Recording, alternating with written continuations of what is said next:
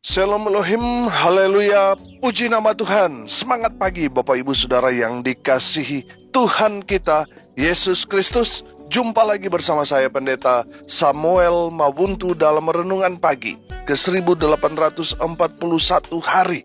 Renungan pagi ini mengudara, puji Tuhan. Bapak Ibu Saudara yang dikasihi Tuhan, sebelum kita mengawali segala aktivitas kita di pagi hari ini, mari kita buka hari ini bersama Tuhan dengan mendengarkan firman Tuhan. Sebelum kita membaca, mendengarkan, dan merenungkan firman Tuhan hari ini, mari kita berdoa. Minta pimpinan Roh Kudus. Kita berdoa. Bapa di surga, berbicaralah kepada kami semua. Pakai firman Tuhan ini untuk menegur kami, menasihati kami, menguatkan kami, meneguhkan iman percaya kami, dan menuntun kami supaya kami terus berjalan di jalan Tuhan yang benar. Dan pakai firman Tuhan ini untuk memberkati kami semua. Di dalam nama Tuhan Yesus yang adalah firman Allah yang hidup, kami berdoa. Amin. Haleluya. Bapak Ibu Saudara yang dikasihi Tuhan, bersama dengan saya kita akan belajar Alkitab dari kitab Kejadian sampai kitab Wahyu. Mari buka Alkitab kita dalam kitab Hakim-Hakim pasal 21 ayat 1 sampai ayat 18. Di bawah perikop, suku Benyamin dapat tetap hidup. Demikian firman Tuhan. Orang-orang Israel telah bersumpah di Mizpah demikian, seorang pun dari kita takkan memberikan anaknya perempuan kepada seorang Benyamin menjadi istrinya. Ketika bangsa itu datang ke Betel dan tinggal di situ di hadapan Allah sampai petang, maka mereka pun menyaringkan suaranya menangis dengan sangat keras. Katanya, mengapa ya Tuhan Allah Israel terjadi hal yang begini di antara orang Israel? Yakni bahwa hari ini satu suku dari antara orang Israel hilang. Keesokan harinya pagi-pagi maka bangsa itu mendirikan mezbah di situ, lalu mempersembahkan korban bakaran dan korban keselamatan. Pada waktu itu berkatalah orang-orang Israel, siapakah dari seluruh suku Israel yang tidak ikut datang dengan jemaah ini untuk menghadap Tuhan? Sebab mereka telah bersumpah dengan sungguh-sungguh mengenai orang yang tidak datang menghadap Tuhan di Mizpah. Demikian, pastilah ia dihukum mati. Orang-orang Israel merasa kasihan terhadap suku Benyamin, saudaranya itu. Maka kata mereka, hari ini ada satu suku terputus dari orang Israel. Apakah yang dapat kita lakukan kepada orang-orang yang tinggal itu dalam hal mencarikan istri? Karena kitalah yang bersumpah demi Tuhan untuk tidak memberikan seorang pun dari anak-anak perempuan kita kepada mereka menjadi istrinya. Sebab itu berkatalah mereka, dari suku-suku Israel, adakah satu yang tidak datang menghadap Tuhan di Mizpah? Lalu tampaklah bahwa dari Yabes Gilead tidak ada seorang pun yang datang ke perkemahan jemaah itu. Lalu diperiksa jumlah bangsa itu, dan tampaklah tidak hadir seorang pun dari penduduk Yabes Gilead. Maka perkumpulan itu menyuruh ke situ 12.000 orang dari orang-orang gagah perkasa dengan memerintahkan kepada mereka demikian, pergilah, pukullah penduduk Yabes Gilead dengan mata pedang, juga perempuan-perempuan dan anak-anak. Tetapi perbuatlah begini, hanya semua laki-laki sajalah, dan semua perempuan yang telah pernah tidur dengan laki-laki harus kamu tumpas. Mereka menjumpai di antara penduduk Yabes Gilead 400 orang anak gadis perawan yang belum pernah tidur dengan orang laki-laki. Lalu gadis-gadis itu dibawa mereka ke perkemahan di Silo, di tanah Kanaan. Sesudah itu, segenap umat itu menyuruh orang membawa pesan kepada Bani Benyamin yang ada di Bukit Batu Rimon, lalu memaklumkan damai kepada mereka. Pada waktu itu, kembalilah suku Benyamin. dan kepada mereka diberikan perempuan-perempuan yang telah dibiarkan hidup dari antara perempuan Yabes Gilead. Tetapi belum cukup juga jumlahnya bagi mereka. Maka bangsa itu merasa kasihan kepada suku Benyamin, karena Tuhan telah membuat kertakan di antara suku-suku Israel. Kemudian berkatalah para tua-tua umat itu, apakah yang dapat kita lakukan kepada yang tinggal ini dalam hal mencarikan istri? Sebab perempuan-perempuan telah punah dari antara suku Benyamin. Lagi kata mereka, warisan orang-orang yang terluput itu haruslah tetap tinggal pada suku Benyamin, supaya jangan ada suku yang terhapus dari antara orang Israel. Tetapi kita ini tidak dapat memberikan istri kepada mereka dari anak-anak perempuan kita.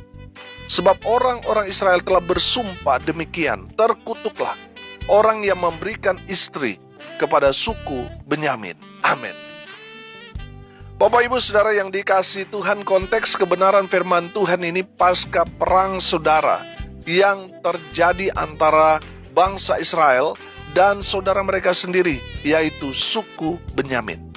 Perang antara Israel atau 11 suku Israel melawan satu suku Benyamin. Dan kalau saudara membaca pasal sebelumnya, pasal 20, saudara akan melihat bahwa ada terjadi 3 kali peperangan antara Israel, 11 suku Israel dengan suku Benyamin.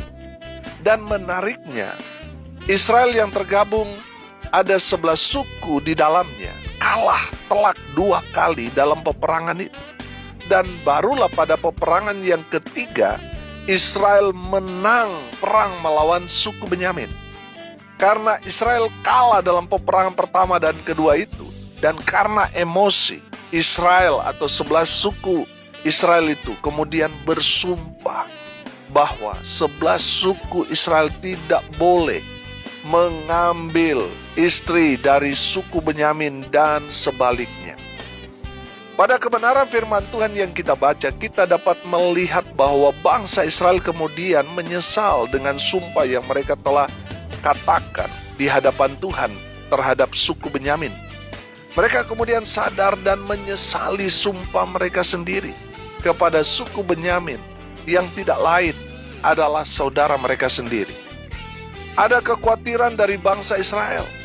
Suku Benyamin ini bisa punah dan terhapus dari antara orang Israel. Sehingga bangsa Israel putar otak. Bagaimana caranya supaya suku Benyamin ini tetap terpelihara dan keturunannya tetap berjalan. Israel kemudian mengecek dari semua suku-suku dan daerah yang ada di Israel. Dari daerah manakah yang tidak datang menghadap Tuhan di Mizpah. Setelah semuanya dicek, ternyata ada satu daerah di Israel yang tidak datang menghadap Tuhan di Mizpah. Dan daerah itu diketahui adalah Yabes Gilead.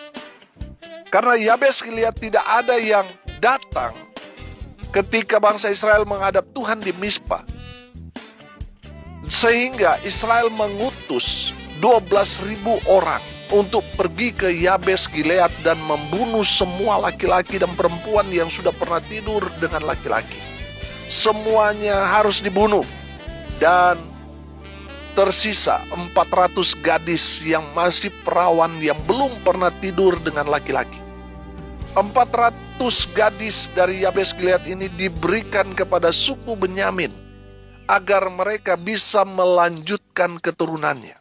Amin. Haleluya. Karena 400 gadis itu masih kurang, saudara, dibandingkan dengan jumlah orang laki-laki dari suku Benyamin. Sehingga bangsa Israel memberikan solusi kepada mereka. Saudara bisa membaca di ayat 19 sampai ayat 24. Di sana saudara akan melihat bangsa Israel memberikan jalan keluar buat Benyamin, agar mereka dari suku Benyamin itu bisa meneruskan keturunannya. Haleluya. Suku Benyamin bisa mengambil istri dari 11 suku Israel. Itu hanya di momen-momen tertentu, hanya setahun sekali. Itu pun ketika ada perayaan bagi Tuhan di Shilo. Di saat itu musim panen, sehingga semua orang bersuka cita. Dan kalau ada perempuan Israel yang menari-nari di kebun anggur, laki-laki dari suku Benyamin boleh mengambil mereka menjadi istri mereka. Dan kalau ada orang Israel yang anak perempuan mereka dijadikan istri, diambil oleh suku Benyamin, itu tidak akan terjadi masalah. Dan semua orang Israel akan memakluminya. Amin. Haleluya. Bapak Ibu Saudara yang dikasihi Tuhan, dari kebenaran firman Tuhan ini kita dapat melihat pasang surut hubungan bangsa Israel dengan suku Benyamin yang tidak lain adalah saudara mereka sendiri. Dari firman Tuhan ini kita dapat belajar sebagai sesama saudara bersaudara. Yang pertama kita belajar dari firman Tuhan ini, kita harus punya kasih. Sudah perhatikan, 11 suku ini yang sudah bersumpah bahwa mereka tidak akan memberikan anak perempuan mereka kepada suku Benyamin. Dan pada akhirnya mereka merasa kasihan kepada suku Benyamin. Saya melihat mereka memiliki kasih. Selain mereka mengasihi Tuhan, mereka mengasihi sesama mereka, terlebih saudara mereka sendiri, yaitu suku Benyamin. Amin. Haleluya. Saudara yang dikasihi Tuhan, kalau kita melihat sekarang ini, di mana kasih persaudaraan itu sudah mulai pudar, sudah mulai hilang, saudara. Saudara, saat ini orang lebih terkonsentrasi pada diri mereka sendiri. Mereka tidak mau peduli saudara mereka mau susah, mau tidak makan, mau mampu, saudara mereka tidak peduli. Tapi dari kebenaran firman Tuhan ini kita dapat melihat, saudara, konteks firman Tuhan ini bangsa Israel 11 suku itu 2 kali kalah dengan suku Benyamin ini. Barulah pada perang yang ketiga Israel menang. Saudara, mereka emosi, saking emosinya mereka mengucapkan sumpah ini kepada suku Benyamin di hadapan Tuhan. Tapi pada akhirnya mereka menyesal karena mereka sadar bahwa Benyamin itu adalah saudaranya. Tapi apa daya, sumpah sudah terucap. Saudara yang dikasihi Tuhan, memang kalau penyesalan itu selalu datang di akhir, bukan di awal. Kalau penyesalan itu datang dari awal, itu bukan penyesalan namanya, tetapi pendaftaran. Bapak Ibu Saudara yang dikasihi Tuhan, hati-hati kalau bersumpah, saudara. Pikir dulu. Saudara lihat, bangsa Israel menyesal akhirnya. Karena mereka sudah bersumpah di hadapan Tuhan untuk saudara mereka sendiri. Jadi saudara yang dikasihi Tuhan, kita harus punya kasih. Amin. Yang kedua dari firman Tuhan ini, kita belajar, kita harus saling mengampuni sesama saudara. Saudara lihat bangsa Israel, mereka 2 kali kalah terhadap saudara mereka sendiri, suku Benyamin, yang notabene penduduk mereka atau tentara mereka hanya sedikit kecil. Tetapi saudara lihat, 11 suku Israel itu kalah 2 kali melawan suku Benyamin itu. Saudara, kekalahan itu tentunya sangat-sangat menyakitkan bagi bangsa Israel.